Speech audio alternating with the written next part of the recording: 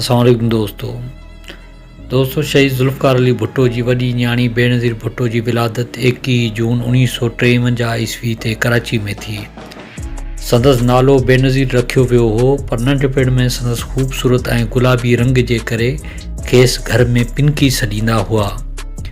पाकिस्तान जी 2 भेरा चूंडियल अॻूणी वज़ीर आज़म शहीद बेनज़ीर भुट्टो जो वालिद शहीद ज़ुल्फ़िकार अली भुट्टो पाकिस्तान जो सदर ऐं वज़ीर आज़म रही चुको हो, जंहिंजो तालुक़ु लाड़काने जे मर्दम ख़ैज़ ज़मीन सां हो, जॾहिं त संदसि माउ बेगम नुसरत भुट्टो जो तालुक़ु ईरान जे शहर असफ़ान सां हो।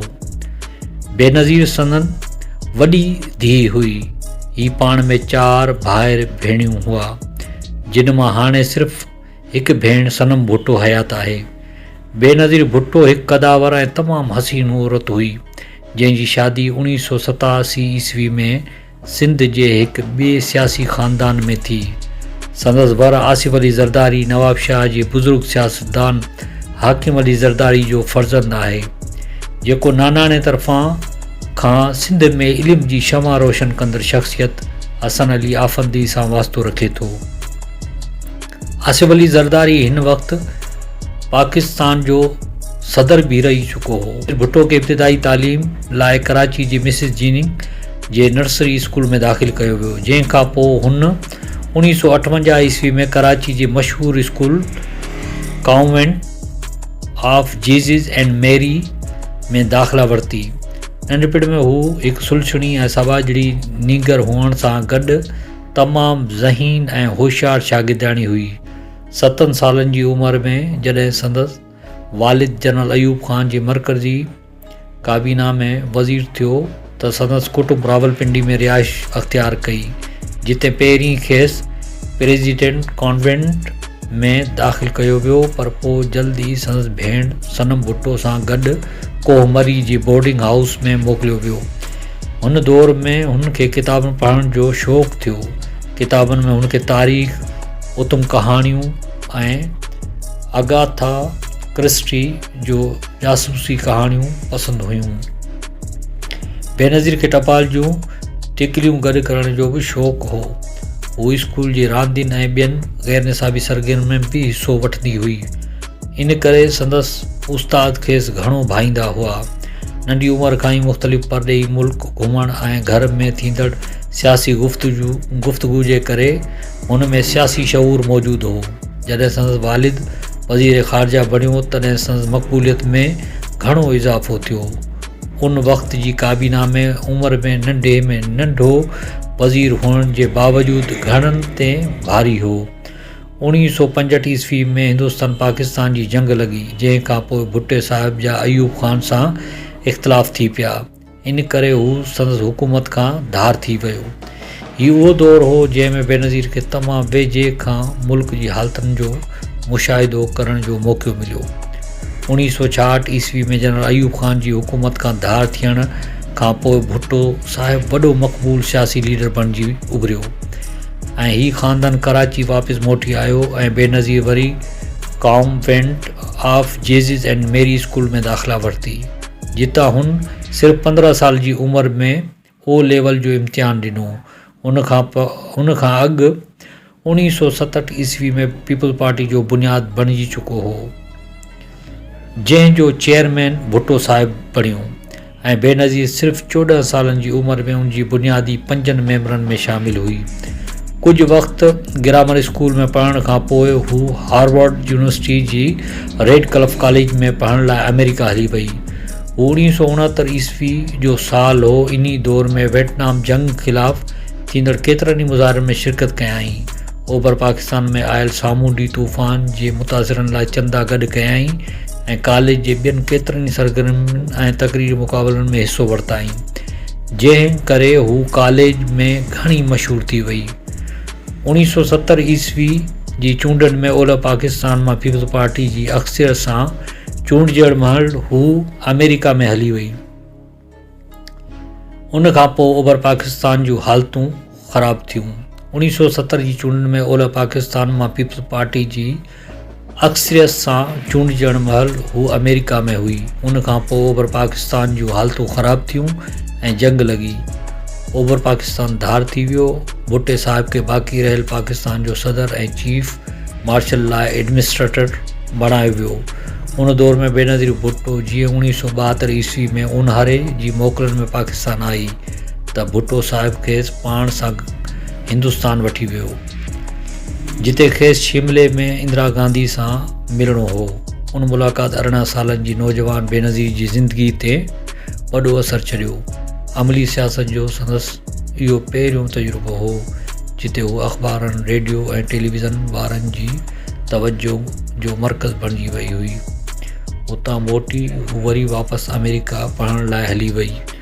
उते पंहिंजी 4 सालनि वारी कोर्स खे पूरो करे सियासत में ग्रेजुएशन करण खां पोइ पाण मुख़्तसिर अरसे लाइ पाकिस्तान अची वरी पंहिंजे वालिद जी ख़्वाहिश मुताबिक़ ऑक्सफोर्ड यूनिवर्सिटी में वञी दाख़िला वरिताईं, जेको पाण बि उतां पढ़ियो हो। जंहिं वक़्तु 14 अगस्त 1973 ईस्वी ते मुल्क जो आइन नाफ़िज़ कयो वियो, बेनज़ीर पाकिस्तान में आयल हुई। उन खां पोइ भुट्टो साहिब मुख़्तलिफ़ दौरनि में हुनखे पाण सां वठी वेंदो हो। इन करे हुनखे केतिरनि मशहूर माण्हुनि सां मिलण जो मौक़ो पिणु मिलियो, जिन में हेनरी किसिंजर बि शामिल हो। लाहौर में 1974 ईस्वी में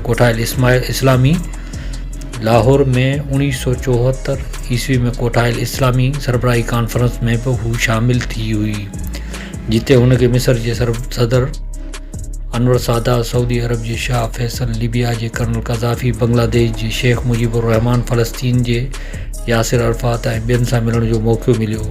उन खां पोइ सवाइ गॾियल अरब इमारात ऐं बहरीन जे अमीर सां बि मिली। इहा संदसि लाशऊरी तरबियत हुई जेका संदसि वालिद करे रहियो हो।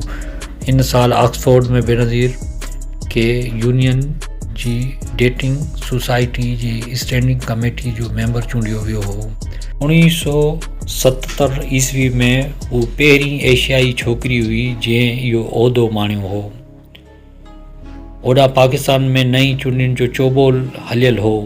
PNA नाले सां ई धुर जी पार्टियुनि जी इतिहाद इस्लामी निज़ाम जे नारे हेठि माण्हुनि खे गुमराह कयो, तब भुट्टे साहिब जी पार्टी 60% अक्सरियत सां कामयाब थी वई। पर पोइ मथस चूंडनि में धांधली जो इल्ज़ाम हणी हड़तालूं कयूं वियूं ऐं एहतिजाजी सियासत कई वई। 1977 ईस्वी में पढ़ाई पूरी करे डिग्री वठी बेनज़ीर वापसि वतन आई ऐं पंहिंजे पीउ जे पारां बैनुल-सूबाई राब्ता कमेटी जी ख़ासि सलाहकार बणाइण खां पोइ उन हैसियत में संदसि आफ़ीस भरिसां ॿी आफ़ीस में वेहण लॻी। 4 जुलाई 1977 ईस्वी ते मुख़ालिफ़ धुर सां मुआहिदो थियण खां पोइ जनरल ज़ियाउल हक़ ओचितो 4 ऐं 5 जुलाई जे विच वारी राति में भुट्टे साहिब जी हुकूमत जो तख़्तो ऊंधो करे छॾियो ऐं भुट्टे साहिब जी नज़रबंदी खां पोइ बेनज़ीर पंहिंजे ख़ानदान सां कराची मोटी आई। भुट्टे साहिब जी गैर मौजूदगी में बेगम नुसरत भुट्टो खे पीपल्स पार्टी जी क़ाइम मक़ाम चेयरमैन बणायो वियो। बेनज़ीर खे संदसि सेक्रेटरी तौरु ज़िम्मेवारियूं ॾिनियूं वियूं। इन जे भाइरनि खे माउ मुल्क खां ॿाहिरि उमाणे छॾियो हो त जीअं उहे पंहिंजे पीउ जी आज़ादी लाइ दुनिया जी ज़मीर खे जॻाइण जो कमु कनि। भुट्टे साहिब जो केस हलंदो रहियो। बेनज़ीर ऐं बेगम नुसरत भुट्टो खे बार बार गिरफ़्तार ऐं आज़ादु कयो वियो, कॾहिं कराची में, कॾहिं साला पुलिस कैंप में त कॾहिं सखर जेल में। जॾहिं भुट्टे साहिब खे फांसी ॾियण वारो फ़ैसिलो थियो उन वक़्तु उहे 2 साल जेल में हुयूं। उन खां पोइ खेनि भुट्टे साहिब सां मुलाक़ात लाइ रावलपिंडी नियो वियो, जेका संदसि आख़िरी मुलाक़ात हुई। भुट्टे साहिब जी शहादत जिते बेनज़ीर खे दुनिया जी हिन वॾे ॾुख खां आशना कयो, उते मंझंदि वॾी तब्दीली आंदी, जो पोइ हू बेहद बहादुर, बेडपी, पुरएतमाद, बेबाक औरत बणिजी वई।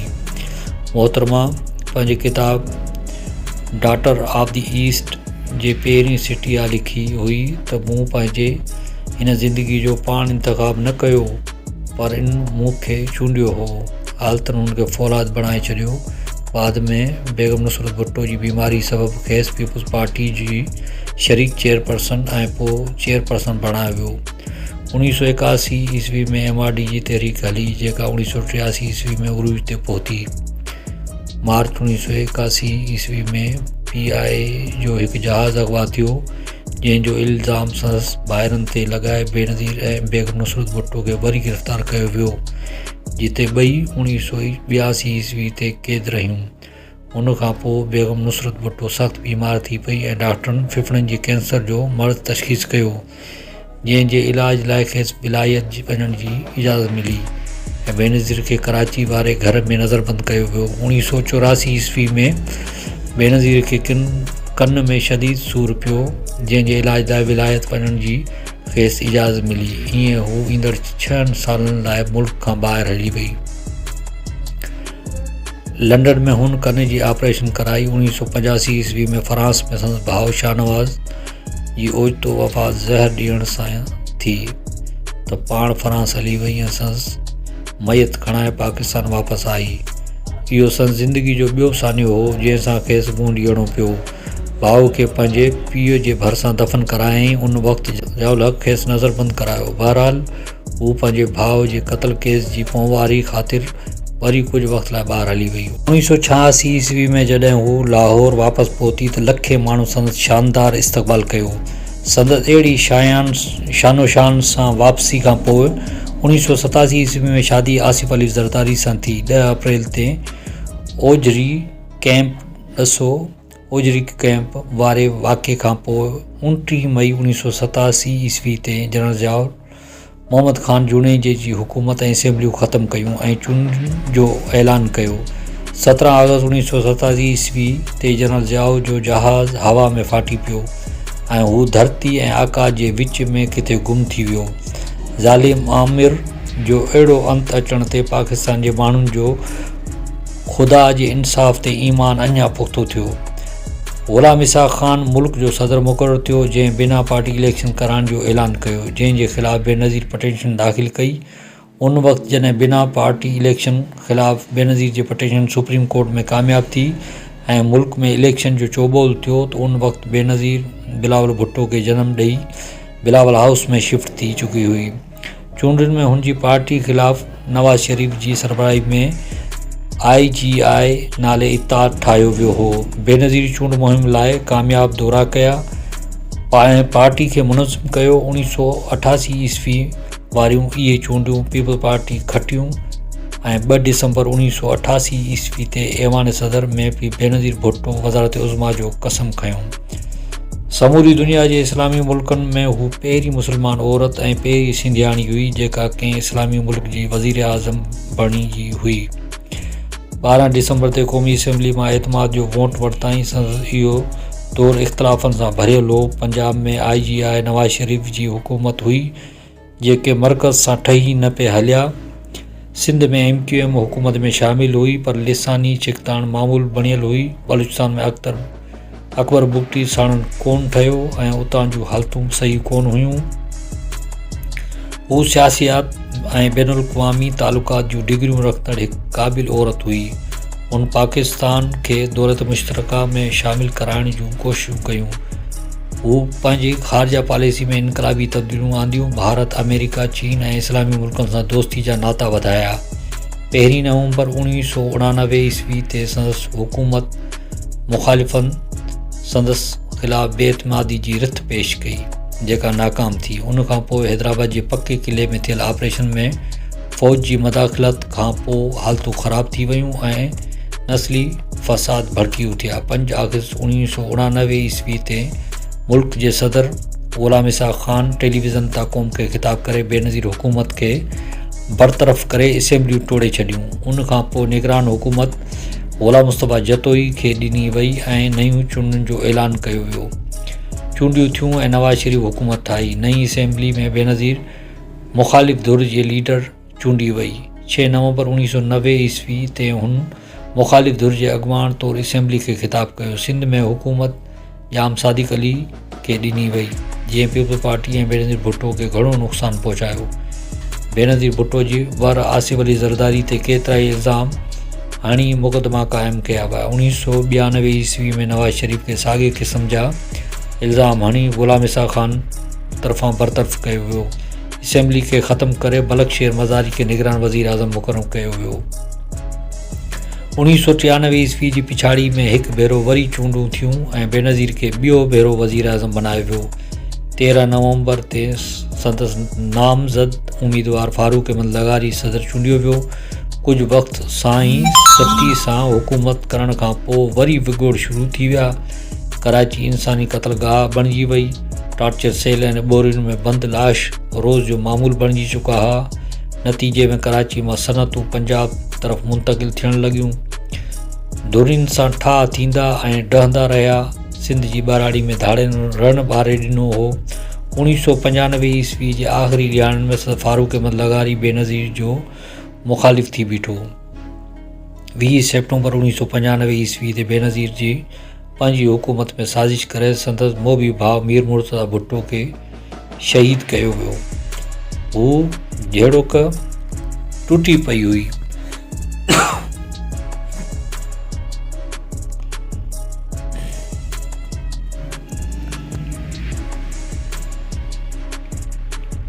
अञा सदमे में हुई त 5 नवंबर ते ख़ासि हुकूमत बि खसी वई। क़ौमी असम्बली खे टोड़े सरकार खे बरतरफ़ कयो वियो। 1996 ईस्वी जे इन ज़वाल में जिन 3 माण्हुनि जो हथ हो उहे टई संदसि आंदल या मुक़ररु कयल हुआ, जिन में सदर फारूक अहमद लगारी, जनरल जहांगीर करामत ऐं जस्टिस सैयद सजाद अली शाह शामिल हुआ। हिकु भेरो वरी चूंडनि जूं तयारियूं थियूं। सिंध जो निगरान वज़ीर आला मुमताज़ अली भुट्टे खे कयो वियो। चूंडियूं थियूं, उन्हनि में तमामु घटि माण्हुनि हिसो वरितो। बहरहाल 17 फरवरी ते नवाज़ शरीफ़ जी हुकूमत क़ाइमु थी। 1997 ईस्वी जी पिछाड़ी में बेनज़ीर खे वरी केतिरनि केसनि में कोर्टनि खे मुंहुं ॾियणो पियो। जिदोजहद जी तवील सफ़र ऐं मुख़ालिफ़नि वटां मिलंदड़ तकलीफ़ुनि खेसि अञा आवाम जे वधीक वेझो करे छॾियो। 1999 ईस्वी में जॾहिं पाण मुल्क खां ॿाहिरि हुई त संदसि वर खे अज़ियतूं ॾिनियूं वयूं त जीअं हू अण कयल ॾोहनि जो एतिराफ़ु करे। 12 अक्टूबर 1999 ईस्वी ते जनरल परवेज़ मुशर्रफ नवाज़ शरीफ़ जी हुकूमत ख़त्म करे इक़्तिदार ते कब्ज़ो कयो। बेनज़ीर दुबई में जलावतनी जी ज़िंदगी गुज़ारण खां पोइ 18 अक्टूबर 2007 ते वतन वापसि अचण जो फ़ैसिलो कयो। संदसि इस्तक़बाल लाइ कराची एयरपोर्ट ते लखे माण्हू अची गॾु थिया। संदसि काफ़िलो जॾहिं कारसाज़ वटि पहुतो त 2 ज़ोरदार बम धमाका थिया, जंहिं में 179 माण्हू अजल जो शिकार थिया। बेनज़ीर खे मारण जी इन साज़िश में संदसि दुश्मन कामयाब न थिया। हुन जे अज़म में का घटिताई कान आई। ईंदड़ इलेक्शन जी तयारी कंदे उन समूरनि ख़तरनि जे बावजूदि मुल्क जे मुख़्तलिफ़ इलाइक़नि जा दौरा ऐं जलसा कया। हंगामी हालतूं लागू करण बैदि जॾहिं जनरल परवेज़ मुशर्रफ जी अदलिया खे हटायो वियो